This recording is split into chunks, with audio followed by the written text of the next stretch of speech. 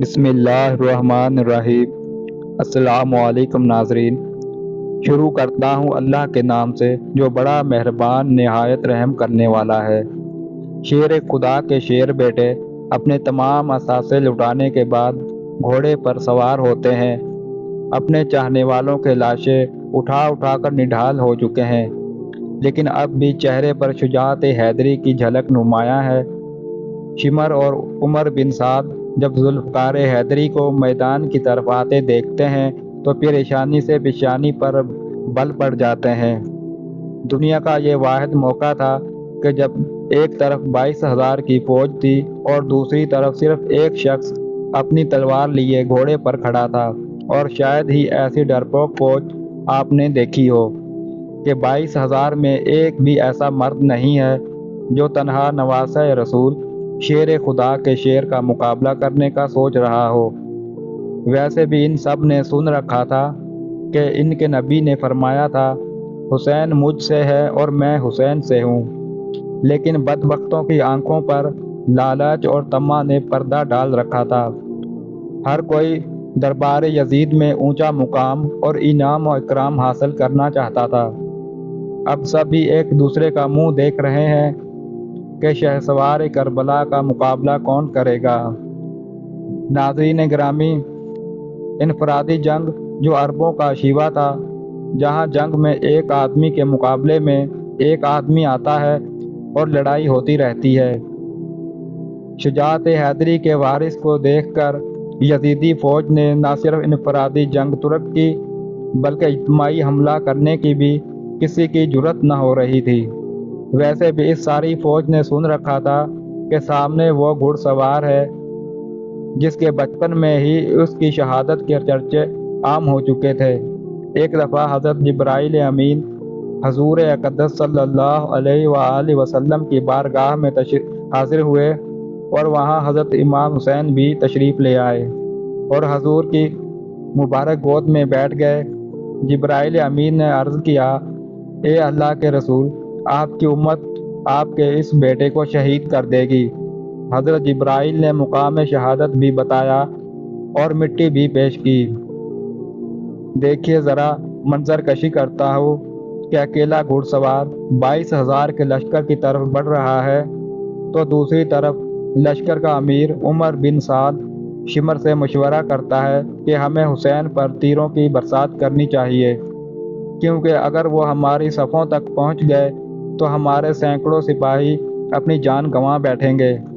اب حال یہ ہے کہ نواسہ رسول حضرت امام حسین میدان کی طرف بڑھ رہے ہیں اور بزدل فوج دور سے ہی تیر چلا رہی ہے کہ کہیں اگر یہ ہمارے قریب پہنچ گئے تو ہم نہیں بچ پائیں گے۔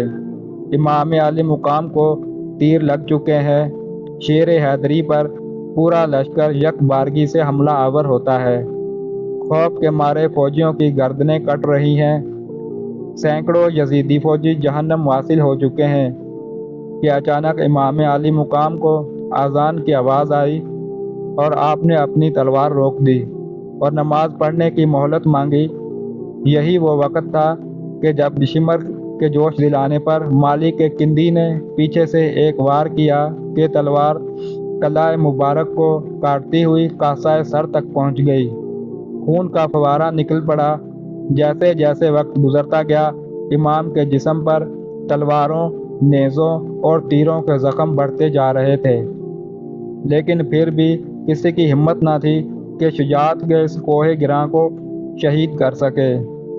شمر ملعون کے کہنے پر سب نے تیروں کی برسات کر دی۔ خولی بن یزید نواسہ رسول کا سر کاٹنے کے لیے آگے بڑھا، لیکن ہاتھ کانپ گئے۔ پھر شکی القلب، بدبخت اور ذلیل سنان بن انس آگے بڑھا اور انعام و اکرام کی لالچ میں امام علی مقام کا سر بدن سے جدا کیا۔ ملعون ابن زیاد کے حکم پر تمام سر نیزوں پر چڑھا دیے گئے اور جسم اطہر کو گھوڑوں کی ٹاپوں تلے پامال کیا گیا۔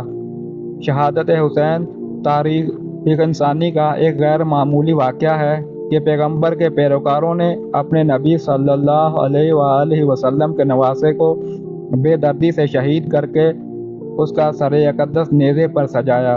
یہی نہیں، خاندان رسول صلی اللہ علیہ وآلہ وسلم کے شہزادوں اور اصحاب حسین کو بھی اپنے انتقام کا نشانہ بنا کر انہیں موت کی گھاٹ اتار دیا۔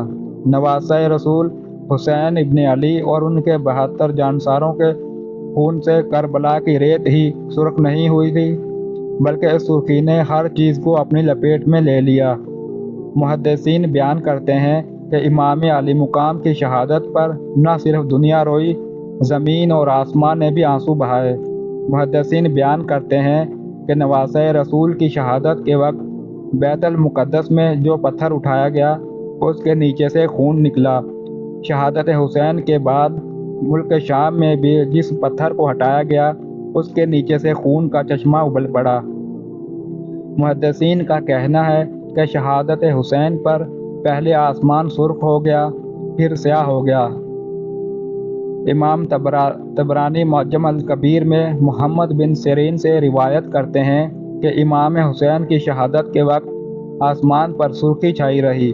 اس کے علاوہ امام بہقی نے اپنی کتاب دلائل النبوت البہقی میں یہ روایت نقل کی ہے کہ حضرت علی بن مسہر نے اپنی دادی سے یہ روایت کی ہے کہ انہوں نے کہا، میں امام حسین کے زمانے میں کم سن عمر دوشیزہ تھی۔ اس وقت آسمان کئی دنوں تک جمع ہوئے خون کی مانند ہو گیا۔ حضرت امام حسین کی شہادت کے بعد سید زادیوں کو قیدی بنا لیا گیا۔ اب اسیران کربلا کا قافلہ شہیدوں کے سروں کے ساتھ کوفہ کی جانب روانہ ہوتا ہے۔ ادھر کربلا کی ریت پر سید زادوں کے جسم بغیر سروں کے بے گور و کفن بکھرے پڑے ہیں۔ اللہ اکبر! تاریخ گواہ ہے کہ شہادت کے 3 دن بعد 13 محرم کو مقام غازریہ سے قبیلہ بنی اسد سے خواتین دریائے فرات پر پانی لینے آئیں تو انہوں نے بغیر سروں کے جسموں کو بکھرے دیکھا تو سب کی چیخیں نکل گئیں۔ واپس گھروں کو لوٹیں اور اپنے مردوں کو بتایا کہ خاندان نبوت کی لاشیں بکھری پڑی ہیں، ہمیں ان کو دفنانا چاہیے۔ چنانچہ کچھ مرد ان کے ساتھ میدان کربلا پہنچے اور قبریں کھودنا شروع کر دیں۔ سبھی جنازہ پڑھنے کے لیے تیار تھے کہ اتنے میں ایک گھڑ سوار شخص آیا اور حضرت امام حسین کے جسم کے ساتھ لپٹ کر رویا۔ اس شخص کا رعب و دبدبہ اتنا تھا کہ ان کے لیے مصلی خالی کر دیا گیا۔ انہوں نے نماز جنازہ پڑھایا اور پھر ایک ایک جسم کو نام سے پکارتے اور دفن کرتے رہے۔